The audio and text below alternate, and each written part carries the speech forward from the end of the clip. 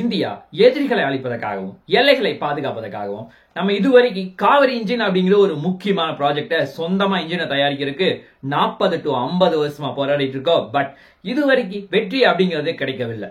என்னதான் அந்த காவிரி இன்ஜினை தூக்கி போட்டு தேஜஸ் போர் விமானத்துக்கு அமெரிக்காவினுடைய F-40 நோக்கி போயிட்டு இருந்தாலும் மீண்டும் இந்தியா தேஜஸ் போர் விமானத்துடன் இந்தியாவினுடைய காவிரி இன்ஜினுடைய இன்டகிரேட் செஞ்சு சோதனை செய்ய தயாரா இருப்பதாக ஒரு முக்கியமான டேட்டா கிடைச்சிருக்கு.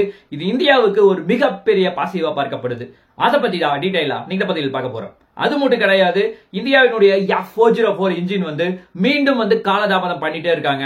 இதனால் இந்தியாவுக்கு எவ்வளவு பெரிய சிக்கல் வரப்போகுது, இது எல்லாத்தையுமே டீடைலா நீங்க பதில் பார்க்க போறோம். வணக்கம் நண்பர்களே, welcome back to Gold Whale official channel.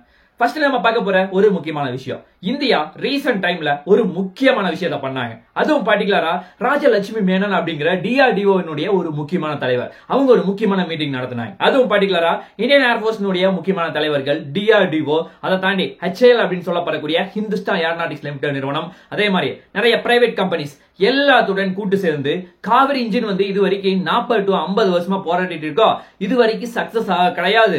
But இதை நம்ம விட போறது கிடையாது. நம்ம எல்லாத்தினுடைய கூட்டு முயற்சியில மீண்டும் அந்த காவிரி இன்ஜினை சரியா சொல்லணும்னா தேஜஸ் போர் விமானத்துடன் இன்டகிரேட் செஞ்சு சோதனை செஞ்சே ஆகணும் அப்படிங்கிற எல்லாரும் சேர்ந்து ஒருமித்த கருத்துடன் இப்போ உள்ள நுழைஞ்சிருக்காங்க. இது இந்தியா இந்த தேஜஸ் போர் விமானத்துடன் காவிரி இன்ஜினை பொருத்துவதற்கான நிறைய சோதனைகள் இனி நடக்கும். அதுவும் பர்டிகுலரா இன்னும் 3 to 4 வருஷத்துக்குள்ள நாங்க சர்டிபிகேட் வாங்கி இந்த காவிரி இன்ஜினை தேஜஸ் போர் விமானத்துடன் அடுத்த காலத்தினுடைய அட்வான்ஸான எல்லா போர் விமானத்துக்கு கொண்டு வரக்கு ஒரு மிகப்பெரிய முயற்சி எடுக்க போவதாக தெல்ல தெளிவா சொல்லியிருக்காங்க. இது இந்தியா எப்படி எடுத்துக்கிட்டு முன்னாடி போக போறாங்க அப்படிங்கறத நம்ம பொறுத்துதான் பார்க்க வேண்டும். ஆக்சுவலா இது அவ்வளவு ஒரு ஈஸியான காரியமா அப்படின்னு சொல்லி கேட்டா நிச்சயமா பாசிபிள் கிடையாது. ஏன் அப்படின்னா பாசிபிள் கிடையாது மீன்ஸ் நான் சொல்றது எப்படின்னா இப்ப கரண்ட் சிச்சுவேஷன்ல தேஜஸ் போர் விமானத்துக்காக தான் நம்ம இந்த F-404 இன்ஜினை அதை வச்சுதான் இது தயாரிச்சே வச்சிருக்கோம். அதுவும் பர்டிகுலரா இந்த தேஜஸ் போர் விமானம் நம்ம நினைக்கிற மாதிரி த்ரஸ்ட் அப்படிங்கிறது பெரிய லெவல்ல தேவைப்படுது. சரியா சொல்லணும்னா நமக்கு ஒரு 85 to 90 கிலோமீட்டர் ஆஃப்டர் பர்ன்ல தேவைப்படுது. அதை தாண்டி ட்ரை த்ரஸ்ட்ல கிட்டத்தட்ட ஒரு 55 to 60 கிலோமீட்டர் அளவுக்கு நமக்கு த்ரஸ்ட் தேவைப்படுது. அந்த அளவுக்கு பவர் ஜெனரேட் ஆச்சுன்னா தான் தேஜஸ் MK-1A அப்படிங்கிற போர் விமானத்தையே நம்மளால சரியான முறையில ரன் பண்ண முடியும், நம்முடைய கெப்பாசிட்டிக்கு தகுந்த மாதிரி. அதே அந்த இன்ஜினுடைய வேகம் அப்படிங்கிறது குறைஞ்சிட்டே வந்துச்சு அப்படின்னா நம்ம நினைச்ச அச்சீவ்மெண்ட்டை அடைய முடியாது. அதுவும் பர்டிகுலரா நம்முடைய வேகம் ஆகட்டும், ரேஞ்ச் ஆகட்டும் எல்லாமே ஸ்ட்ரகிள் ஆகும். 3D மேனவரிங் இந்த மாதிரி பல விஷயங்கள் ஸ்பெஷாலிட்டி எல்லாமே டவுன் ஆகும்.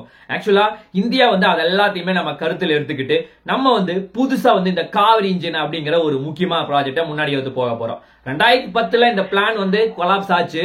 பட் இந்தியா மறுபடியும் இந்த காவிரி இன்ஜினை கடாக் UCAV அப்படிங்கிற ஒரு முக்கியமான ட்ரோன் விமானத்துக்கு இந்தியா அதை கொண்டு வரக்கு பிளான் பண்ணாங்க. அதற்காக ஃபர்ஸ்ட் தரைப்பகுதியில சோதனை நடத்தினாங்க. அதன் பிறகு ஹை ஆல்டிடியூட்ல சோதனை நடத்துறதுக்கு இந்தியாவில டெஸ்டிங் ஃபெசிலிட்டி கிடையாது அப்படின்னு தெரிஞ்சுக்கிட்டு நம்ம ரஷ்யால கொண்டு போய் சோதனை நடத்தணும். ஆக்சுவலா இப்ப என்ன கண்டிஷன்ல இருக்கு அப்படின்னு பார்த்தா காவிரி இன்ஜின் ட்ரை டெஸ்ட்ல 46 to 50 கிலோமீட்டர் அளவுக்கு அது பவர் ஜெனரேட் பண்ணும். அதை தாண்டி ஆஃப்டர் பர்னர்ல 70 கிலோமீட்டர் அளவுக்கு மட்டும் தான் பவர் ஜெனரேட் பண்ணுது. பட் நமக்கு தேவையானது 84 கிலோமீட்டர். 84 கிலோமீட்டர் எப்படி பண்ண போறாங்க அப்படின்னு பார்த்தா அதுல நிறைய மாடிபிகேஷன் இந்தியா பண்ண போறதாக சொல்லியிருக்காங்க. அதையும் பண்ணிட்டு இருக்காங்க. ஆக்சுவலா அதனாலதான் இந்தியா ஸ்ட்ராங்கா இருக்காங்க. நம்ம லாஸ்டா ஒரு முறை இந்த காவிரி இன்ஜினுக்காக ஸ்டெப் எடுத்து வைப்போம். ஏன்னா நம்ம ஆல்ரெடி மிகப்பெரிய சிக்கல்ல அமெரிக்கா கிட்ட மாட்டி இருக்கோம். அதை தாண்டி F-404 இன்ஜின் இது வரைக்கும் 2 மட்டும் தான் வந்திருக்கு, மற்றது எதுவுமே வரல. இவ்வளவு பெரிய சிக்கல் போயிட்டு இருக்க சமயத்துல இந்தியா இந்த மாதிரி ஒரு முக்கியமான முயற்சி எடுக்கிறாங்க. அதுவும் பர்டிகுலரா எந்த மாதிரி மாடிபிகேஷன் அப்படின்னா பைபாஸ் ரேஷியோ அப்படிங்கறதா அந்த இன்ஜினுடைய பெர்ஃபார்மன்ஸை பெரிய லெவல்ல அதிகம் பண்றது. அதை 0.20 அப்படிங்கிற ஒரு முக்கியமான அளவுக்கு அதிகரிக்க போறாங்க. ஆக்சுவலா இது மற்ற போர் விமானத்தினுடைய இன்ஜினை விட இது ரொம்ப ரொம்ப கம்மி தான், ரொம்ப சின்ன அளவு மட்டும்தான். ஆனா இது அதிகம் பண்றதே நம்முடைய பெர்ஃபார்மன்ஸ்க்கு தேவையான அளவுக்கு நம்மளால பெட்டரா கொடுக்க முடியும். அந்த அளவுக்கு அது பவர் ரொம்ப ரொம்ப ஜாஸ்தியா இருக்கு. ஆக்சுவலா அதுவும் பர்டிகுலரா நமக்கு EJ200 அப்படிங்கிற ஒரு முக்கியமான இன்ஜின் இருக்கு. ஆக்சுவலா அதுல 0.4 அப்படிங்கிற ரேஞ்ச் அளவுக்கு இருக்கு. அதை தாண்டி அமெரிக்காவினுடைய ஜெனரல் எலக்ட்ரிக்ஸ் F404 இன்ஜின்ல கிட்டத்தட்ட 0.34 அளவுக்கு இருக்கு. அதை தாண்டி ஜெனரல் எலக்ட்ரானிக்ஸ் நிறுவனத்தினுடைய F414 அப்படிங்கிற அந்த இன்ஜின் வந்து 0.29 அப்படிங்கிற ரேஷியோல பைபாஸ் ரேஷியோ பெட்டரா வச்சிருக்காங்க. இது எல்லாத்தையுமே தாண்டி நமக்கு அருகில் இருக்க சைனா வந்து SS13 அப்படிங்கிற இன்னொரு முக்கியமான இன்ஜினை பயன்படுத்துறாங்க. அதுவும் பர்டிகுலரா பைபாஸ் ரேஷியோ 0.57 அப்படிங்கிற ரேஞ்சில் இருக்கு. ஆக்சுவலா இவ்வளவு வந்து பவர்ஃபுல்லா இருந்தாலும் இந்தியா அதிகம் பண்ண காரணத்தினால நம்முடைய த்ரஸ்ட் வந்து இன்னும் அதிகமாகும். அப்படி வந்து த்ரஸ்ட் அதிகமாச்சுன்னா நம்ம கேட்கிற இந்த 84 இருந்து 85 த்ரஸ்ட் வந்து நம்மளால பவர் வந்து ஜெனரேட் பண்ண முடியும். அதை தாண்டி சவுண்ட் அப்படிங்கிறது டோட்டலா வந்து குறைய போகுது அப்படின்னு சொல்லியிருக்காங்க. ஆக்சுவலா நமக்கு சவுண்ட் குறைஞ்சிருச்சுன்னா எதிரினுடைய ரேடார்ல கண்டிப்பா சிக்க முடியாது, டிடெக்டிவ் பண்ண முடியாது, ஈஸியா எஸ்கேப் ஆகிறதுக்கு ரொம்ப ரொம்ப உதவியா இருக்கும். இந்தியா வந்து இது ஒரு செம்மையான பாசிட்டிவா எடுத்து முன்னாடி போக போறாங்க அப்படிங்கறதா ஒரு நிதர்சனமான உண்மை. ஆக்சுவலா இவ்வளவு பெருமையா வந்து நம்ம காவிரி இன்ஜினை பத்தி பேசிட்டு இருந்தோம். பட் 1990ல ஸ்ட்ரகிள் பண்ண ஆரம்பிச்சோம். கிட்டத்தட்ட 2025 ஆச்சு. கிட்டத்தட்ட 35 இருந்து 40 வருஷமா இன்னுமே போராடிட்டு இருக்கோம் அந்த காவிரி இன்ஜின்ல சக்சஸ் ஆகிறதுக்கு. ஆக்சுவலா அதுக்கு நிறைய இஷ்யூக்கள் வந்து தொடர்ந்து வந்து போயிட்டே இருந்துச்சு. அதுவும் பர்டிகுலரா அந்த காலத்துல இன்னும் சுருக்கமா சொல்ல போனா 1990 காலகட்டத்துல பொக்ரான் ஒரு அணுகுண்டு சோதனை வந்து இந்தியா நடத்தினாங்க. அதனால இம்போர்ட் நிறைய சாம்சங் எல்லாமே வச்சிருந்தாங்க. அதனால நம்ம வெளிநாட்டுல இருந்து ஏதாவது கண்ட்ரியை கூட்டிட்டு வந்து நம்மளால தயாரிக்க முடியாத அளவுக்கு நிறைய சிக்கல்கள் இருந்துச்சு. அதை தாண்டி டெக்னாலஜி டிரான்ஸ்பர் கூட நம்மளால அந்த அளவுக்கு பெரிய லெவல்ல பண்ண முடியல. அது எல்லாமே இந்தியாவுக்கு காவிரி இன்ஜின் மூலமா ஒரு மிகப்பெரிய தலைவலியா இருந்துச்சு. அதை தாண்டி அந்த இன்ஜின்ல ரொம்ப பெட்டரா பெர்ஃபார்மன்ஸ் பண்ணணும் அப்படின்னா அதுவும் பர்டிகுலரா உள்ள இருக்க டர்பைன் பிளேட் வந்து ரொம்ப ரொம்ப பர்ஃபெக்டா இருக்கணும்.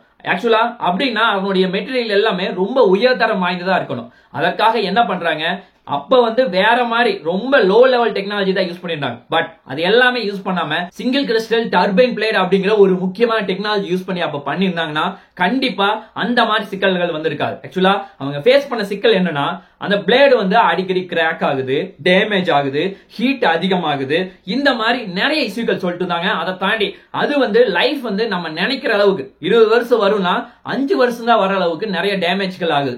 இந்த மாதிரி பல கான்ட்ரவர்சியான இஷ்யூக்கள் வந்து அவங்க சொல்லிக்கிட்டே இருந்தாங்க.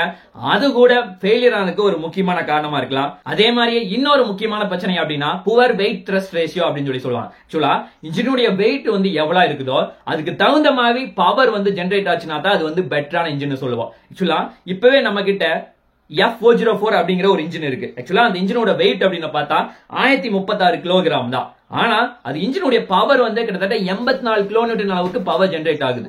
இதே வந்து காவிரி இன்ஜினை பார்ப்போம். காவிரி இன்ஜினுடைய வெயிட் 1180 கிலோ. ஆனா அதனுடைய பவர் வந்து எவ்வளவு ஜெனரேட் ஆகுது, ஜஸ்ட் ஒரு 70 கிலோமீட்டர் தான் ஜெனரேட் ஆகுது. அப்படின்னா இந்த இடத்துல ஒரு மிகப்பெரிய லாகிங் இருக்குன்னு தான் அர்த்தம். அது கூட இந்த பிரச்சனை வரக்கு ஒரு முக்கியமான காரணம். இந்தியா வந்து இது எல்லாத்தையுமே பார்த்துட்டு தான் இதுக்கு மேல தூக்கிட்டு போனா நம்ம பெர்ஃபார்மன்ஸ் பெட்டரா பண்ண முடியாது, நம்ம வந்து ஹை ஆல்டிடியூட்ல போயிட்டு நம்ம பெரிய சக்சஸ் பண்ண முடியாது அப்படின்னு தெரிஞ்சுக்கிட்டு இந்தியா வந்து அப்பவே வந்து ஸ்டாப் பண்ண ஆரம்பிச்சாங்க. இப்போ வந்து அது எல்லாத்தையுமே ஒவ்வொன்னா இந்தியா வந்து இன்ஜினியர்ஸை வச்சு நம்ம சீக்கிரமா தயாரிச்சுட்டு இருக்கோம். அதை தாண்டி இந்தியா வந்து நிறைய மாடிஃபை பண்ணிட்டு இருக்கோம். அதுக்கு காரணம் அமெரிக்காவினுடைய பிரச்சனை மட்டும்தான்.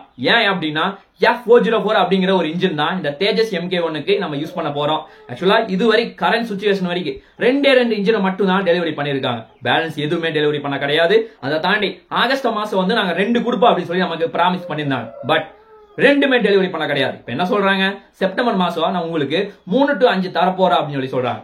இந்த மாதிரி காலதாமதம் வந்து 1 to 2 வருஷமா தொடர்ந்து இந்தியாவில் அரங்கேறிட்டே இருக்கு. அதனால நம்முடைய ஆயுத பலம் அப்படிங்கிறது இந்தியாவினுடைய ஏர்போர்ஸ்னுடைய ஸ்ட்ரென்த் வந்து ஆல்ரெடி ரொம்ப குறைவா இருக்கு.